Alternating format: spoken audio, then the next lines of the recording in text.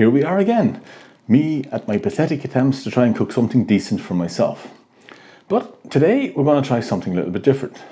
Not only am I going to try and cook something new, but I'm going to do it the day before to prepare so that things have time to marinate overnight and I'll actually cook it tomorrow. So today's a Wednesday and I'm going to try and prepare two dishes.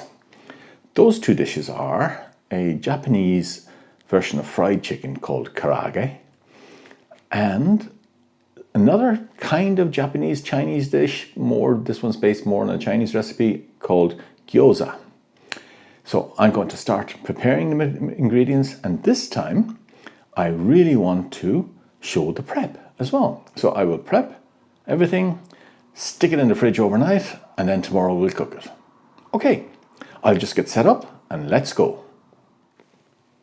Okay, so here are all the ingredients for both dishes. I'm not going to actually work with them all on the table like this, but we're going to actually try and change them around a bit. So here I have two fresh chicken thighs. We're going to do the Karaage first. Fresh chicken thighs, 2 tablespoons of light soy sauce, 1 tablespoon of sake, a piece of ginger that's already been peeled. I've got 2 cloves of garlic. I have an egg, and that's all going to mix into a nice looking freezer bag. We will start to prep on that in a minute. On this side we have another egg. All this chicken seems to be laying lots of eggs, but we've got chicken breast, we have frozen wonton sheets, mampo sheets, so they will do for the gyoza. We have some Chinese mushrooms, slightly different from the shiitake mushrooms I've used before. Another piece of ginger. We have 1 tablespoon of soy sauce. And then we have a big heaped tablespoon or dessert spoon actually of potato flour. We have a 1/3 of a teaspoon of black pepper. We have a 1/4 of a teaspoon of white pepper. We have about a 1/3 of a teaspoon of sugar. We have about 1.5 teaspoons of garlic powder, and this is about a 1/3 of a teaspoon of MSG. So now what I'm going to do is I'm going to get rid of the gyoza stuff first, and then we're going to start prepping the chicken and getting the chicken ready and doing that first, and then we'll come back and do the other ones afterwards. Okay, let's get started. Okay, let's get started. The first thing we have to try and do is actually debone the chicken, because we need the chicken deboned. Of course, if you buy it deboned, it's an awful lot easier. So we have 2 chicken thighs and drumstick. I thought these were only thighs, but it's okay. That means I have enough chicken to suit my hunger. We will put that over there out of the way. So, how to debone these? Not so easy actually. The easiest thing on the leg part is to actually make a slice all the way along the bone. If you find the bone with your finger, and then cut in here, and then find the thigh bone and slice along that first. So that means you can actually separate out some of the chicken from the actual bone.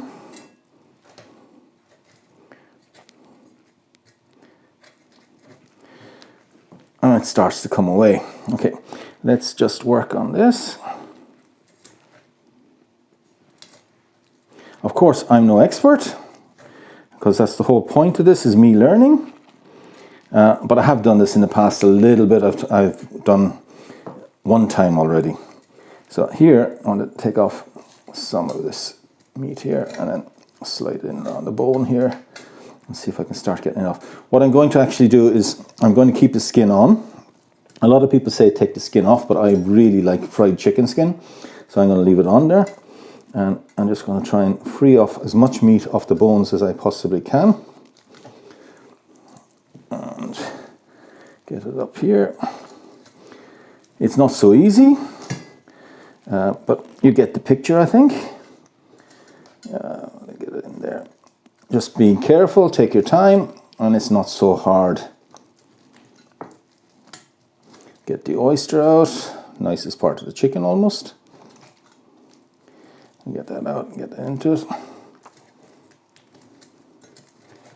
And hopefully don't chop my fingers off in the meantime. I'm actually getting quite good at not chopping my fingers off, and I want to keep it that way. So here we've got potential for some accidents as I try to go around the bone here. But let's cut in there, cut in there. What I will do with the bones is I'll probably try to make a chicken stock out of them, a small portion at least.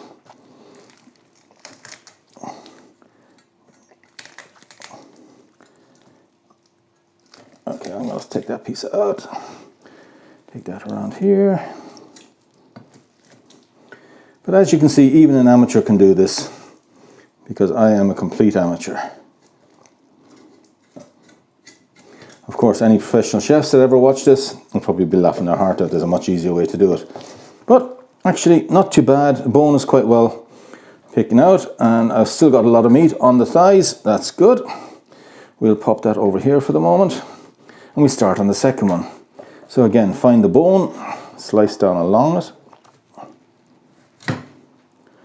I'll try to get on the sides of it. Gets easier with practice, I think, but thing not to get too overconfident, because that's when the accidents start happening. And the last thing I want to do is be rushed to hospital and leave all this meat out with my fingers chopped off, and then getting the chicken bone stuck back on instead of my finger. That would be funny.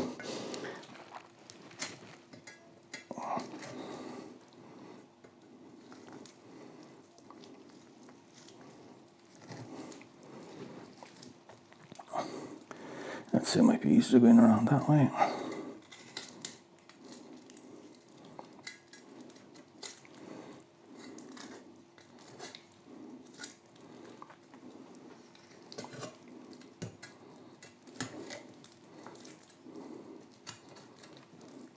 I'll get this back out here.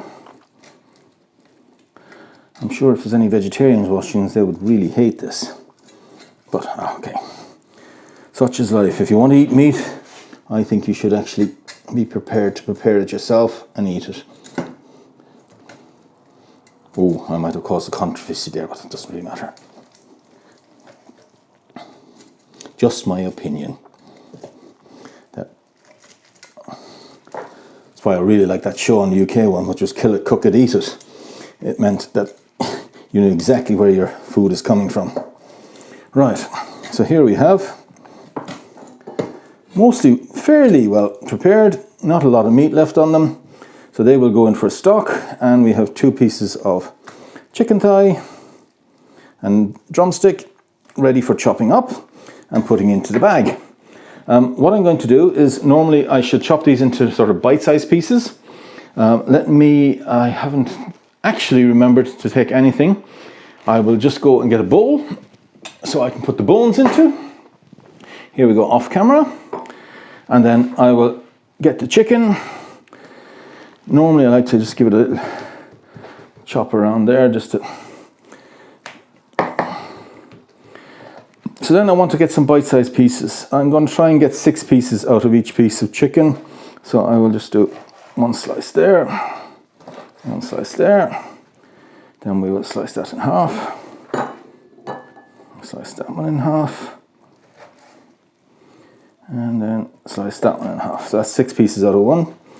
And then we'll do the same here. That's going to be a bit small, that bit, but it's okay. Okay, there we go. We'll slice this on here. Slice this one here. And that's already sliced, okay. Right, so we should have there 12 pieces of chicken from 2 legs and thighs. And what we'll do is we'll chuck them straight away into this nice little plastic bag where we're going to marinate them overnight anyway. And then we'll get ready with the next piece. I need to just clean up and wash up from this part, even though I'll be chopping chicken later. I'm going to wash the board and wash off my knife, and then we'll come back. Okay, now we're back. And we run into a problem. I need to grate the ginger and the garlic, but I just turned around and had a big search and I don't have a grater. So what am I going to do? Well, I'm going to try and chop it very, very finely. So let's see what we can do. This with the ginger, using my very, very sharp knife, just try and cut it and slice it very, very, very thinly.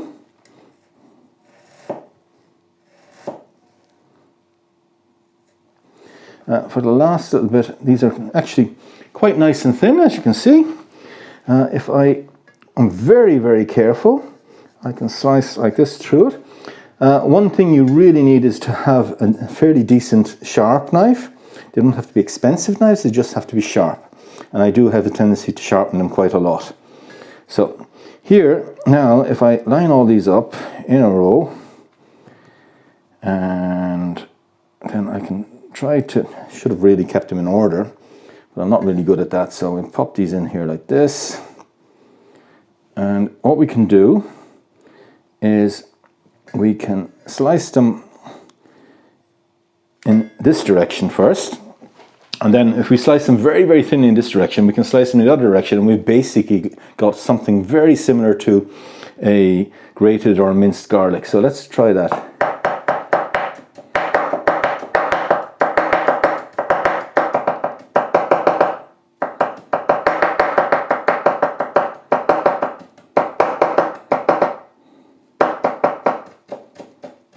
Coming to the end, so I just need to be a little bit careful with my fingers again.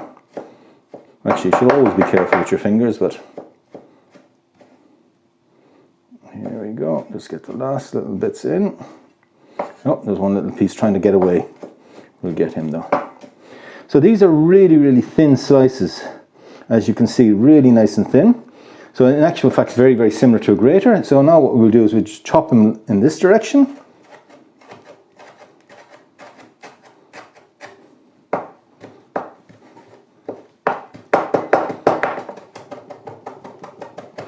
And we have got my equivalent of grated ginger. And the good thing is there's a little bit of bite left in it, so it'll actually hopefully taste quite nice. So we just stick that straight in the bag, and then what we'll do is we'll see if we can peel these pieces of garlic. Get that out there.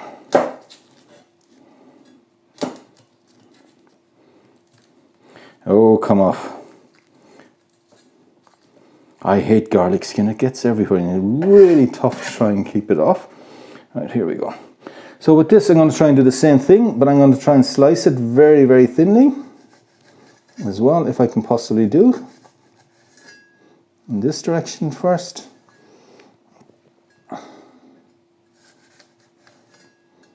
Actually, that was very, very thick. The whole thing about here is keep your fingers on top of everything and get the knife slightly angled down so you don't actually come up and chop your bloody fingers off, which would be just about the right thing I would probably do at this hour of the night. But okay, managed to do it without. So again, similar kind of thing, just line them up a little bit, slice them long ways in a very thin slices. A little bit harder to control because there's not a lot of them. Okay, let's go, keep going.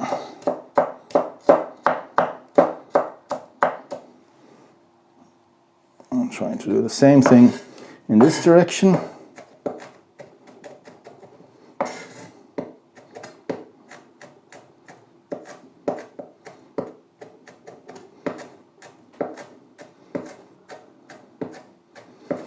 I'll have to do this again later for the rest of the garlic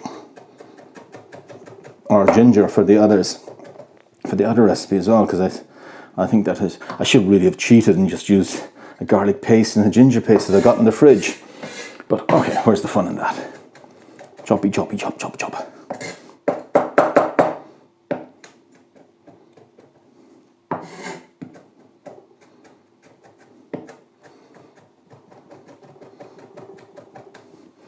That is actually a very finely chopped garlic, close enough to being grated. We'll chuck that into the mix as well.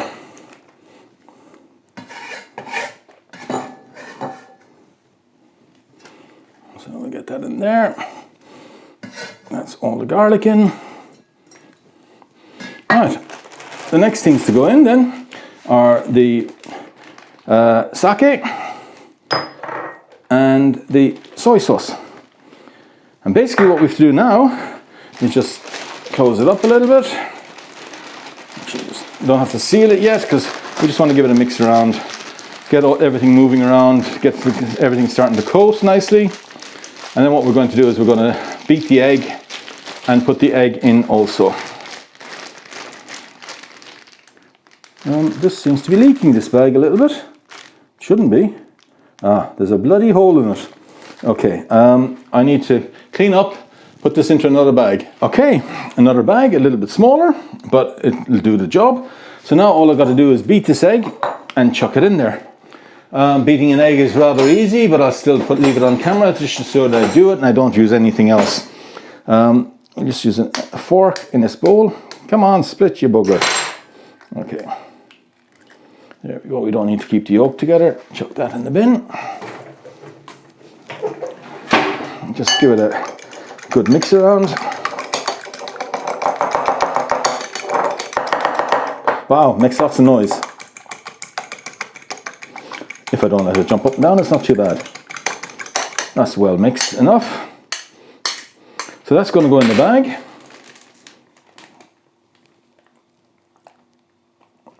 Now, there will be flour and other things going into this mix tomorrow, but that's enough for tonight, for the karaage. So what we do now is we, again, give it a little mix around, make sure that everything's coated. Actually, that was a very large egg, probably a bit too large. So what we have to do now is try and get all the air out of this and then seal it up. I hear in some recipes I've found that you can actually keep this for days in the fridge. Maybe up to 10 days I've heard. But it's all the air is out. We leave that to marinate in the fridge. Okay, I'm going to clean up and see if we can actually get ready to do the gyoza. Okay, we're back with the ingredients for the gyoza. One thing I forgot to mention was that with the Chinese mushrooms that I'm using, we need to put them in boiling water and soak them for about a half an hour or so, like that, so that they come back to life, take on a bit of water, and then we will chop them up and make them a bit nicer. So again, here I need to work on the ginger. I'm actually using frozen ginger because actually when I buy a piece of ginger it lasts me forever. And now it's starting to melt, a little bit of water is coming out. Let's just take the last piece there. Oops. Okay. Here we go. We'll slice that longwise and then again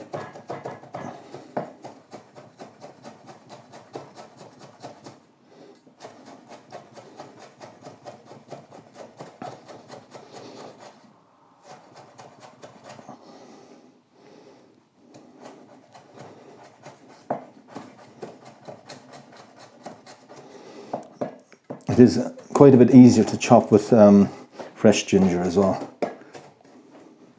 Let's actually spin the board around so I can get it at it proper.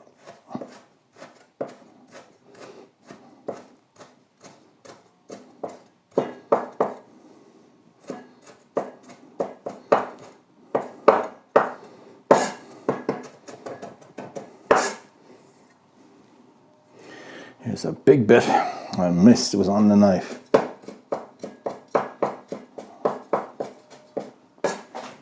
Let me spin it around again.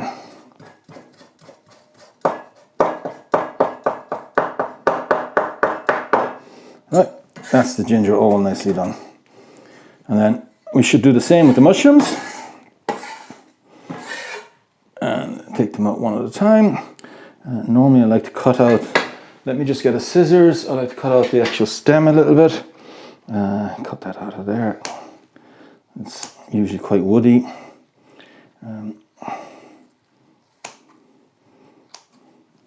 Especially on shiitake mushrooms. I guess Chinese mushrooms are very similar when they have been dried. There's quite a bit of dirt or stuff came off these in the water. Right. Now, again, we'll just slice these up.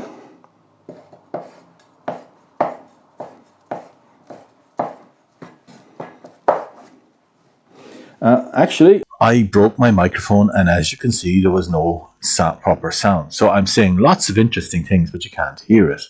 So what I'm going to do, I'm pointing at the mushrooms which I've already chopped, and then I'm going to go through the video and see what we can do. There is a lot we're going to actually chop out and chop in, but let's get on with it. Okay, here with the chopped mushroom and ginger, we just stick it in onto the bowl. There we go.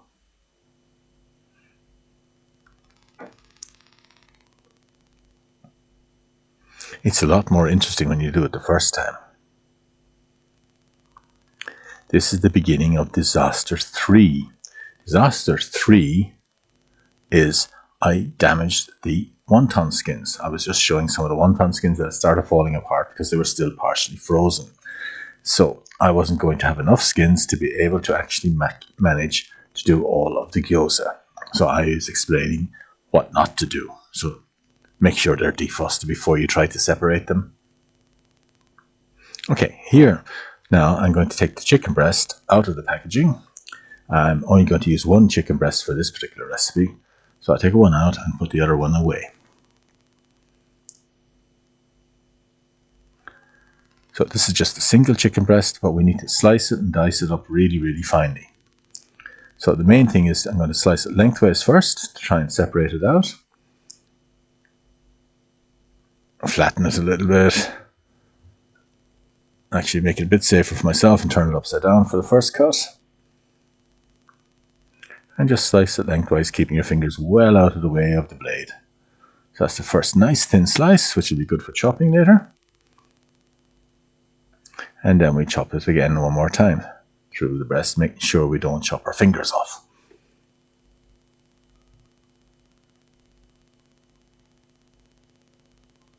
Not doing a very good job, but okay.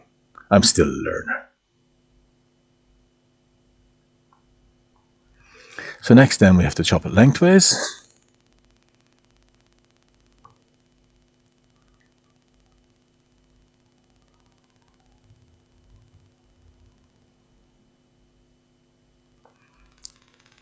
You really need a sharp knife for this. This knife is not too bad, but I should have sharpened it again. I'd been using it for a while. So I should have sharpened it a bit more before this. As you can see, it's not cutting super brilliant, but it does the job.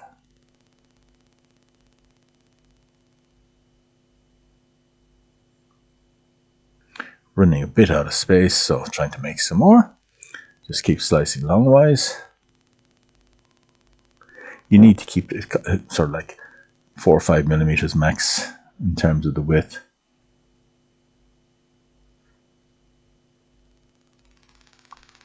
And again, I started rushing here a little bit at the end, but you need to keep taking your time, be calm.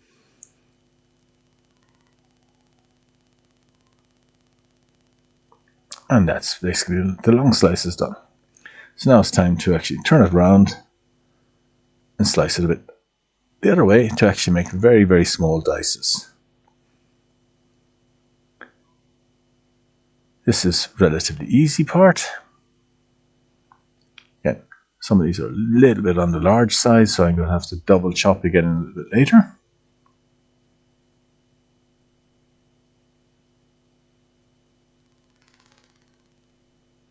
But as you can see, it's not really that hard.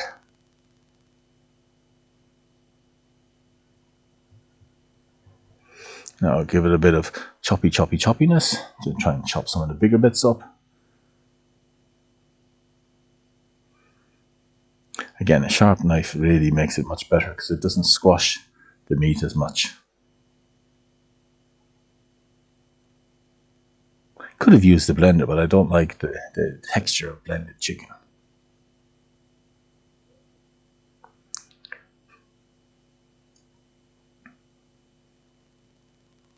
I really wasn't satisfied with the chopping, so I'm chopping it again and again and again to get it smaller and smaller and smaller. But it doesn't matter. However way you want it is fine.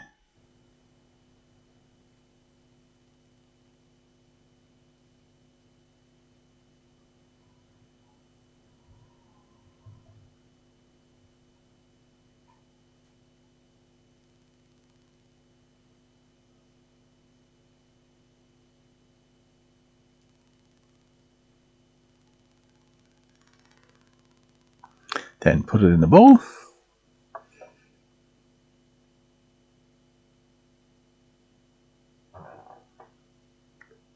And that's the chicken chopping done.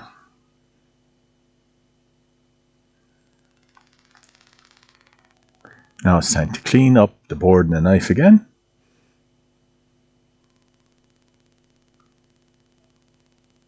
So now we start adding the spices and other ingredients in. Just chuck them all into the same bowl with the chicken and with the ginger that we've already chopped. So it's all just a matter of chuck everything in.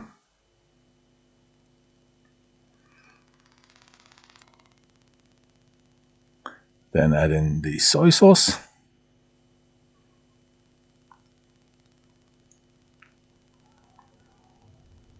And finally crack in the egg.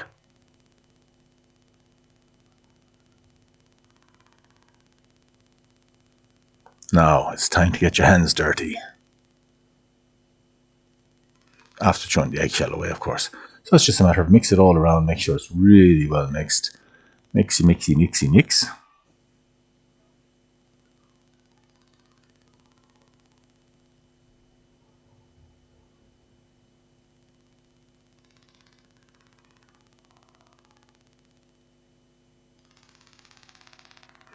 Just mix it until you're sure you've got an even consistency.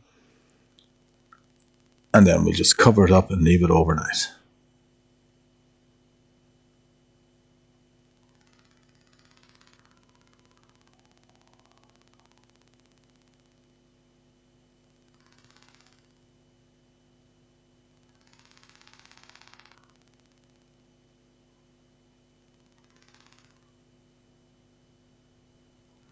This is my attempt to recover the gyoza skin disaster.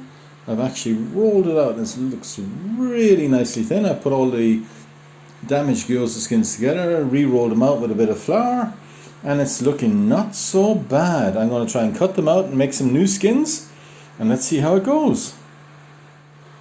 So far, not so bad. I actually managed to get four skins back. Not really that thick or anything else. Maybe this pastry lark is not so difficult. I still got all of this to go. I'm going to try and rework this in and see if I can get some more. Wow, managed to get 7 extra skins out, and they are really not too bad. That one's a little bit thick. All the rest of them are really, really nice and thin, as you can see. I think I might be able to make noodles. Let's hope I can.